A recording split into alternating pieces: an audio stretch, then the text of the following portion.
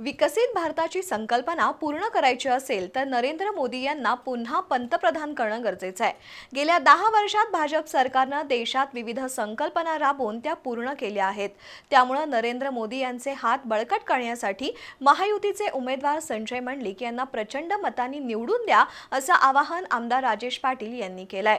Necessary जिल्हा परिषद मतदारसंघात झालेल्या प्रचार दौऱ्याप्रसंगी ते बोलत होते।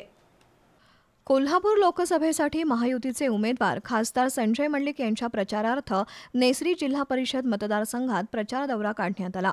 दौऱ्यामध्ये आमदार राजेश पाटील, संग्राम कुपेकर, हेमंत कोलेकर, अभय अडकुरकर, जयसिंग चव्हाण, दीपकराव जाधव हे प्रमुख नेते सहभागी झाले होते। त्यांनी सावतवाडी, जांभूळवाडी, मासेवाडी, दुगुणवाडी, मुंगुरवाडी, कडाल, तेगिनहाळ या गावांचा दौरा करत मतदारांशी संपर्क साधला। गेल्या 10 वर्षात पंतप्रधान नरेंद्र मोदी यांनी कष्टकरी, शेतकरी, कामगार, महिला अशा सर्वच घटकांचं जीवनमान उंचावण्याचा प्रयत्न केलाय। त्यामुळे भारताची विकसित देशाकडे वाटचाल सुरू आहे। पंतप्रधान मोदी यांचे हात बळकट करण्यासाठी संजय मंडलिक यांना निवडून द्यावा असं आवाहन आमदार राजेश पाटील यांनी केलं।